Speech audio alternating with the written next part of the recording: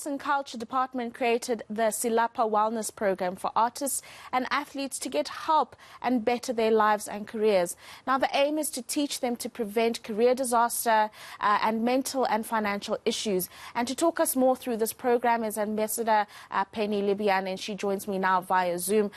Penny, a very, very interesting initiative that's been established here. And, I mean, I suppose in the time of COVID especially, it's a very apt initiative to have. So just talk us why it was established and its importance.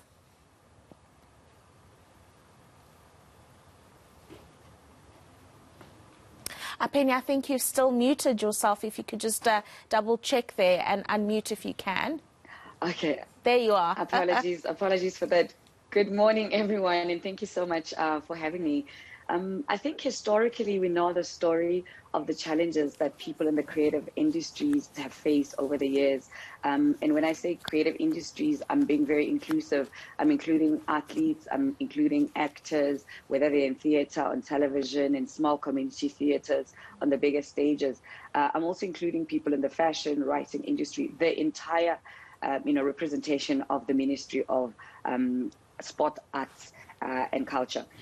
The reality of it is we know about issues of contract issues when it comes to artists. We know about issues of substance abuse. We know about challenges around financial management over the years, which have led to induced stress, anxiety, people drinking, and loss of physical life. So I think this program is the build-up of the experience that the minister in his ministry and other ministers before have had to deal with. Where they called in when artists have challenges, in matters of funerals, where the department has to contribute. So the question was, what kind of a program can they come up with that can intervene? For example, I work in the space of mental health. I was one of those people who said we need a program that speaks to how do we help artists with mental illness. So this program really is a culmination of information and research and questions and requests that have come through to the ministry, and somehow demands actually from the artists and athletes themselves. Right. I mean, so now you've established the Silapha Wellness program. How exactly is it going to be working? How are artists, as broad as you've just mentioned, able to access the various elements that you are looking to provide to them? So the program focuses on financial advice, legal advice, lifestyle matters, mental illness, with professional counselors. There's a hotline that you can call in to be able to access the information for the artists and athletes and their families as well.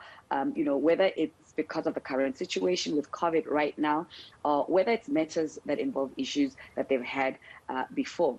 There's available counselors. You can actually also get access to online counseling because of COVID regulations right now, that they can give you more than close to 3 sessions. And we're also going on outreaches. We have been, since last year, taking the program on the ground. We go into provinces, working closely with provincial departments of arts, sports and culture to really get the artists on the ground, who are also beneficiaries of what the department has to offer. You could be a crafter, you could be an upcoming artist, you could be an established artist who came to the city, and then you went back, to your province. Really put them in a room. The counselors are there. They share their stories. But the most important thing is that these services are offered by professionals. And then there's also a WhatsApp line where you can actually, WhatsApp so that they call you back. You can call in and talk to a live person on the other end, because when you're dealing with challenges, you want someone that you can talk to, and you can also. There can also be arrangements for face-to-face conversation, obviously following all the protocols of COVID-19. Yeah, this is such an important conversation, Penny. Unfortunately, we've run out of time, but I definitely would at some stage like to follow up of the sustainability of the program going forward, and also just breaking down the stigma around asking for help when you need it. A lot of people don't do it until it's too late.